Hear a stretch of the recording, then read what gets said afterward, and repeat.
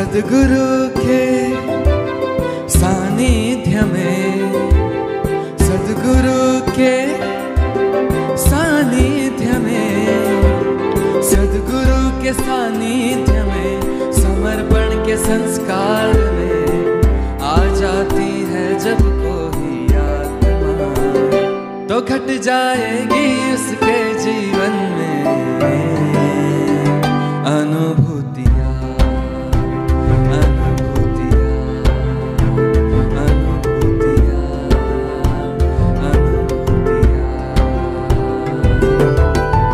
आओ हम सब मिलकर बांटे ईशा समर्पण में अनुभूतियाँ। आओ हम सब मिलकर बांटे ईशा समर्पण में अनुभूतियाँ।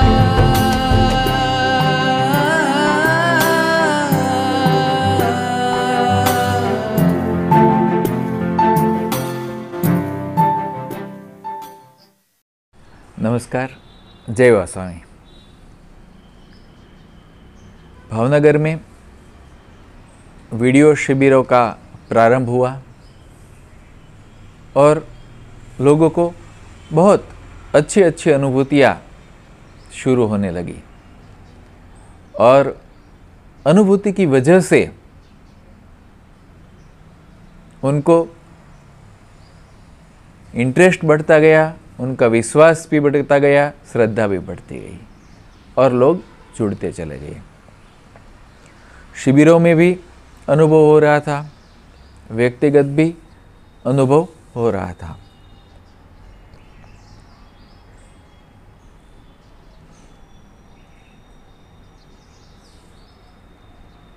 इसके अलावा हमारी जो हॉस्पिटल है वहाँ पर मैंने योग और ध्यान शुरू करवाने के लिए दरखास्त भेजी थी, जो मंजूर हो गई थी। तो वहाँ शुरू में एक छोटी सी हॉल जैसी जगह थी, वो दी गई थी इस प्रवृत्ति के लिए। तो शुरू में हम लोगों ने, कुछ मित्रों ने वहाँ पर ध्यान करना शुरू किया था। तो हमारी हॉस्पिटल के बहुत नज़दीक एरिया में, शायद 1 किलोमीटर ही दूर, मेरा एक भूतपूर्व विद्यार्थी था जिसको ध्यान में रुचि थी। उसका नाम था नीलेश चौहान। तो उसने 30 दिसंबर की प्रोजेक्टर शिविर भी अटेंड की थी और वो बहुत सिंसियरली ध्यान करता था। तो वो भी मेरे हॉस्पिटल पे ध्यान करने के लिए आता था। उसे अच्छा लगा तो वो 1-2 और मित्रों को लेकर के आने लगा। तो एक बार हम वहाँ पर ध्यान कर रहे थे, तो ध्यान करते समय जब मंत्र का उच्चारण किया तो मुझे ऐसा लगा कि जैसे हम सिर्फ 3-4 लोग नहीं हैं, लेकिन बहुत बड़ी संख्या में लोग हैं। शायद 500-600 या 1000 से ज़्यादा, बहुत बड़ी संख्या में मंत्रोच्चारण हो रहा है। हम बड़ी सामूहिकता में हैं, ऐसा फील हो रहा था। और जो दोनों हथेलियाँ खुली रखी थी अपने दोनों पैरों के नीज पर, घुटनों पर, तो दोनों हथेली में एकदम बीच में ठंडे ठंडे वाइब्रेशन शुरू हुए। एकदम ठंडा होने लगा, एकदम ठंडा होने लगा, जैसे किसी ने बर्फ का टुकड़ा रख दिया हो दोनों हथेली में। और फिर वहाँ से वाइब्रेशंस बाहर निकलने लगे और धीरे धीरे बढ़ने लगे और वाइब्रेशंस बढ़ते बढ़ते ऊपर आने लगे, जैसे किसी गार्डन के भीतर आप देखते हैं ना, फवारा लगा हो बीच में और फवारे में से पानी छूट रहा हो उड़ के, फिर ऐसे। तो ऐसे दोनों हाथ की हथेलियों में से ठंडे ठंडे वाइब्रेशन का फवारा निकलने लगा दोनों हथेली में से। और वो फील हो रहा था कि कुछ ही ऊपर आ रहा है, कुछ ही ऊपर आ रहा है, 6 इंच, 10 इंच, 12 इंच यानी 1 फुट, उससे ज़्यादा वो ध्यान के दौरान सहस्त्रार पे चित्त था। वो दोनों हथेलियों में से फवारा निकल रहा था। और आश्चर्य की बात तो ये हुई कि दोनों हथेली में से जो फवारा निकल रहा था वो गाल तक आने लगा, दोनों गाल तक। दाई हथेली में से जो फवारा निकल रहा था वो दाएं गाल तक आ गया धीरे धीरे, और बाई हथेली में से वो फवारा बाएं गाल तक आ गया। और वहाँ ठंडे वाइब्रेशन की वर्षा हो रही थी, और वो पूरा अनुभव हो रहा था कि हथेली से वो आगे बढ़ता बढ़ता कैसे वो गाल तक पहुँचा। जैसे पानी का फवारा छूटता हो और हमें भिगो दी, उसी तरह से। तो ये बहुत अच्छा अनुभव वहाँ पर आया था। तो ध्यान के बाद बात हुई वो 3-4 मित्रों से, सबको बहुत अच्छा फील हुआ था, बहुत अच्छा लगा था। और नीलेश जो था, नीलेश चौहान, उसने भी कहा कि सर मुझे ऐसा फील हुआ कि जैसे बहुत बड़ी संख्या में साधक थे, और ऐसा लगा जैसे बौद्ध साधु थे, और शायद भगवान बुद्ध की भी प्रेजेंस थी, और 500 से 1000 लोग शायद हो गए, और सब एक साथ में ध्यान कर रहे थे। उसको भी ऐसा अनुभव हुआ। तो इस प्रकार से बड़ी अच्छी अनुभूतियाँ आ रही थी, और जिनको अनुभूति अच्छी आ जाए तो एक बार वो जुड़ जाए तो सदा के लिए जुड़ जाता था। तो नीलेश चौहान भी ऐसे ही जुड़ गया था ध्यान के साथ, जो मेरा भूतपूर्व स्टूडेंट था। और वो जब स्टूडेंट था तब भी ध्यान में उसकी उतनी ही रुचि थी, लेकिन तब हम विभिन्न पद्धति से ध्यान कर रहे थे। लेकिन स्वामी जी आने के बाद समर्पण ध्यान, और जब से शिविर अटेंड की तो फिर समर्पण ध्यान के माध्यम से ही नियमित ध्यान करने लगे। और बाद में उसने अपने घर पे भी ध्यान सेंटर शुरू किया था। उनके एरिया में ध्यान शिविर का अरेंज करके फिर उनके घर पर ध्यान सेंटर शुरू हुआ था। तो वो विकसित होता गया। और इतना ही नहीं, मुझे लगता है, मेरे ख्याल में तो ये ऐसा पहला सेंटर होगा जो ये लॉकडाउन से पहले ही 1-1.5 साल पहले उसने अपने घर पे ही बड़ा शोरूम बनाया, पास में जगह लेके, जहाँ पर ध्यान चल रहा था। पास का मकान ले लिया, ध्यान सेंटर वहाँ पर शिफ्ट किया, फिर रिनोवेशन करवा के वहाँ पर अपना बिजनेस हॉल बनाया। तो बिजनेस तो बीच के एरिया में होता था, बीच के समय में, लेकिन सुबह और शाम दोनों वक्त उसका ध्यान सेंटर के लिए उपयोग होने लगा। और मित्रों, वो हॉल इतना बड़ा था, 2000 स्क्वायर फीट का हॉल, और उसमें 6 एसी लगाए हुए थे। तो ऐसे हॉल में हमारे साधक ध्यान करने लगे। तो और वहाँ पर वो उसको बुद्ध की भी अनुभूति हुई थी, तो उसमें भी श्रद्धा दृढ़ हुई थी जीवन गुरु के साथ। तो वहाँ पर उसके हॉल में उसने बुद्ध की बड़ी सी प्रतिमा लगाई थी, 6-7 फुट, और नीचे उसका 3-4 फुट का तो स्टैंड दिया था। तो ध्यान के लिए बहुत अच्छा वहाँ पर वातावरण बन गया, ऐसा हॉल उसने निर्माण किया था। तो ये जैसे जैसे लोग जुड़ने लगे, उनकी अनुभूतियाँ। मेरे साथ आचार्य थी मेघना। तो गुरु कार्य के लिए हमें अक्सर मिलना होता था, हम लोग साथ में ध्यान करते थे, उसके घर पर, मेरे घर पर, वो भी। और आगे किस प्रकार से कार्य का विस्तार करना है वो भी सोचते थे, प्रार्थना करते थे। तो उसने भी एक रूम बनाई थी ध्यान के लिए, जहाँ पर स्वामी जी का फोटो रखा था, और दादा गुरु का भी फोटो रखा था। ये बात दादा गुरु का फोटो का जब पहली बार विमोचन किया उसके बाद की बात है, लेकिन यहाँ पर साथ में ही बात कर देता हूँ। तो उसने कहा कि परेश भाई, मैंने ये देखा कि दादा गुरु का जो फोटो है उसके साथ ही साथ चक्र के वाइब्रेशंस फील हो रहे हैं 1 by 1। मैंने कहा क्या बात है? तो उन्होंने कहा हाँ चलो देखते हैं, करते हैं। तो स्कैन किया ऐसे ही, तो साथ ही साथ चक्र पर अलग अलग लेयर फील हुई है। बहुत अच्छी अनुभूति थी दोनों को। फिर हम वो गुरु कृपा के बारे में बात कर रहे थे, गुरुदेव के बारे में बात कर रहे थे, सब कुछ। तो गुरुदेव के फोटो के सामने दृष्टि करके हम उनकी करुणा अपरंपार है बात कर रहे थे। तभी क्या हुआ कि फोटो में जैसे पिक्चर चेंज हो गया, और फोटो में पूज्य गुरुदेव के फोटो की जगह हमें गुरु नानक देव जी का दर्शन हुए। और दोनों को एक साथ हुए। तो उसने कहा, अरे परेश भाई, गुरु नानक देव जी दिखते हैं। मैंने कहा, हाँ, अभी स्वामी जी की जगह गुरु नानक जी का दर्शन हो रहे हैं। अद्भुत बात है। और ऐसे जैसे ही बात की, कुछ सेकंड में तुरंत ही वो फोटो बदल गई। और उसने कहा, अरे परेश भाई, गुरु नानक देव जी की जगह और कोई दिख रहा है, शायद शिवाजी है। तो उसमें आइडेंटिफाई अभी हम करना चाहते थे क्या है, तो काली दाढ़ी थी और ऐसे वीर व्यक्ति और सर पे पगड़ी थी और जो कुछ, और कोई राजवी पुरुष जैसा दिखता था। तो लगा कि शिवाजी महाराज है क्या, कोई और दिख रहा है। तो मैंने कहा, शिवाजी महाराज भी हो सकते हैं, वो भी गुरु भक्त थे, और हो सकता है सिखों के गुरु गुरु गोविंद सिंह जी हो, क्योंकि उनके भी फोटो इस तरह से दिखती है जो दिख रहा था। और पहले गुरु नानक देव जी के दर्शन हुए। तो अभी हम बातचीत कर रहे तब वो फोटो वो भी चला गया और फिर से स्वामी जी दिखाई देने लगे। तो मित्रों, एक साथ दोनों को अनुभूति हुई।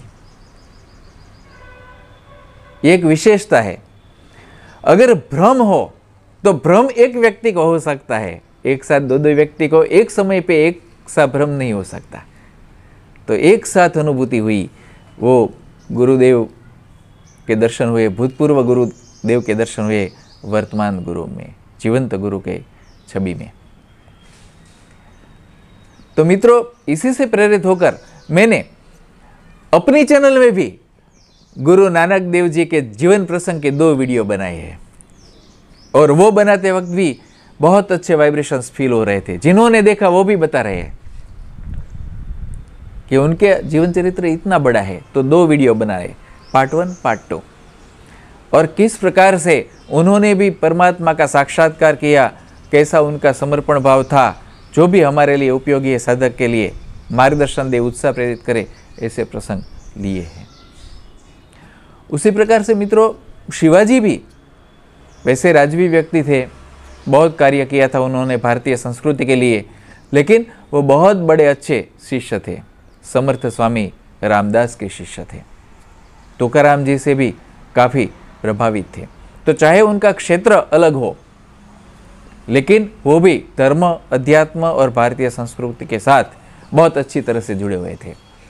और जैसे मैंने बताया कि गुरु गोविंद सिंह जी, वो तो सिखों के 10वें गुरु थे, तो उनके बारे में भी मेरे YouTube वीडियो में बनाया है, उनके जीवन का, और वो भी समर्पण कैसा होना चाहिए अपने धर्म के प्रति, अपनी संस्कृति के प्रति, अपने गुरु के प्रति, अपने प्राण से भी अधिक किस प्रकार से समर्पण भाव और संस्कृति के लिए, धर्म के लिए, अध्यात्म के लिए कार्य, उसका एक बहुत अच्छा प्रसंग दिखाया है कि शिष्य का समर्पण कैसा होता है। तो ये सब भूतकाल के जितने भी गुरु हो गए, उनके हम प्रसंग देखें तो वर्तमान जीवंत गुरु के प्रति भी हमारी निष्ठा दृढ़ होती है। वो हम साधकों को प्रेरणा देते हैं, मार्गदर्शन देते हैं, और जीवंत गुरु का महिमा हम समझ सकते हैं भूतकाल के गुरु के माध्यम से, उनके जीवन प्रसंगों से। तो मित्रों, मेरी चैनल पे भी मैं इसी से प्रेरित होकर ये रखता हूँ वीडियोस, ऐसे प्रेरक प्रसंग, ऐसे भूतपूर्व गुरुओं की, जिससे हमें प्रेरणा मिले, गुरु के प्रति श्रद्धा हो, साधना में निष्ठा बढ़े। तो ये चलता ही जाएगा। अगर परमात्मा की कृपा हो, गुरु कृपा हो, तो शायद 500-600 गुरुओं के बारे में बनाने का आगे प्लान है, जिससे हम सभी साधकों को प्रेरणा मिले और गुरु के प्रति श्रद्धा दृढ़ हो। तो आप जरूर देखिएगा। तो ऐसे विभिन्न प्रसंग, गुरु के ही दर्शन होते ऐसा नहीं है। वीडियो शिविरों में कई लोगों को ऐसे अनुभव हुए कि जिनको भूतकाल के गुरु के दर्शन हुए हो, और वो लोग हमें बताते थे वीडियो शिविर अटेंड करने के बाद कि मैं इस गुरु में मानता था, उनको भगवान मानता था, लेकिन उनके आज मुझे दर्शन हो गए यहाँ पर शिविर में, स्वामी जी की जगह में। कितनी अद्भुत बात है। तो ये गुरु तत्व जो है वो एक है। वो अलग अलग शरीर को माध्यम बनाकर अलग अलग स्थान पे, अलग अलग समय पे प्रकट होते हैं और लोगों का मार्गदर्शन करते हैं, समाज के मार्गदर्शन करते हैं, उस समय की परिस्थिति अनुसार, उस समय की भाषा के अनुसार उस समय के लोगों की समझ के अनुसार उनको प्रेरित करते हैं, मार्गदर्शन करते हैं। तो गुरु तत्व एक ही है, चाहे जहाँ पर भी हो, किसी भी देश में हो, किसी भी काल में हो, किसी भी स्थान पे हो, किसी भी भाषा में हो, किसी भी संस्कृति में हो। तो ये गुरु तत्व का जो एकत्व है उसका अनुभव विभिन्न साधकों को होने लगा था और वे जो भी अनुभव हो हमें बताते थे। इतना ही नहीं, कई साधकों तो देवताओं के दर्शन होते थे।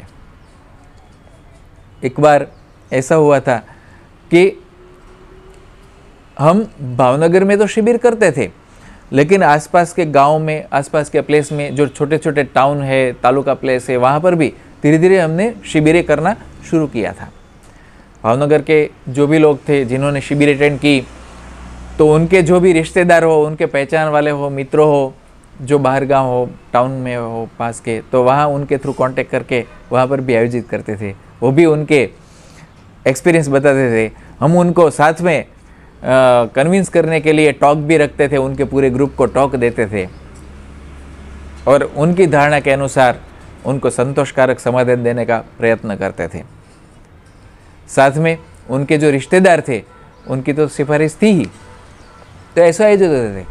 तो एक पास में शिहोर नामक गांव में शिविर आयोजित की थी, वहाँ पर भी काफ़ी लोगों को अच्छे एक्सपीरियंस हुए थे। तो वहाँ पर क्या हुआ कि एक हमारे रिश्तेदार थे जो कि ऐसे बहुत मानते नहीं थे। हाँ, देवताओं में मानते थे लेकिन गुरु में नहीं मानते थे। लेकिन मैंने उनको बताया कि ये बहुत इफ़ेक्टिव है, आप ज़रूर आइए, ये शिविर अटेंड कीजिए। सिर्फ 3 दिन वीडियो शिविर है, आप ज़रूर आइए, टाइम निकाल के आइए और शिविर अटेंड कीजिए। तो वो तो इतना सीरियस नहीं था, लेकिन फिर भी आया था कि कहा है चलो, तो आते हैं, रिश्तेदार ने कहा है तो। लेकिन बाद में उसमें बताया शिविर अटेंड करने के बाद कि अरे ये कुछ अद्भुत है, मुझे तो अभी समझ में नहीं आ रहा कि ऐसा क्या हुआ। मैंने कहा क्या हुआ? तो उसने कहा वीडियो में जब स्वामी जी का प्रवचन चल रहा था तो अचानक से स्वामी जी की जगह मुझे हनुमान जी दिखने लगे कि हनुमान जी है और वो बोल रहे हैं। तो उसने लगा कि भ्रम हो रहा है क्या मुझे। तो उसने अपने स्पेक्स भी निकाले, आंखें भी पची लुची, ऐसे क्या है सच में, लेकिन हनुमान जी उनको दिखाई दे रहे थे। कुछ सेकंड्स के लिए या कुछ मिनट तक उन्हें दिखे और फिर वो दर्शन बंद हो गए। उसी प्रकार से वहाँ एक दूसरे किसी व्यक्ति ने बताई थी अपनी अनुभूति कि शिविर चल रही थी पास में जहाँ पर गुरुदेव के सूक्ष्म शरीर का फोटो का स्थापन किया था। तो वहाँ पर उन्हें गुरुदेव दिखाई दिए और वहाँ से खड़े हुए पास में चल के वहाँ किसी साधक था उनके पास या शायद उनके भीतर वो प्रवेश करके बैठ गए। ऐसा कुछ अनुभव एक वहाँ के साधक को हुआ था जो उसने बताया था। तो ऐसे कई अनुभव विभिन्न शिविरों में होते गए और लोग जुड़ते गए, सबका विश्वास बढ़ता गया, श्रद्धा बढ़ती गई। मुझे लगता है कि शायद समय होने लगा है। तो आज यहाँ पर समाप्त करते हैं, बाद में नेक्स्ट एपिसोड में आगे की बात करेंगे। नमस्कार, जय वासवामी, बहुत धन्यवाद।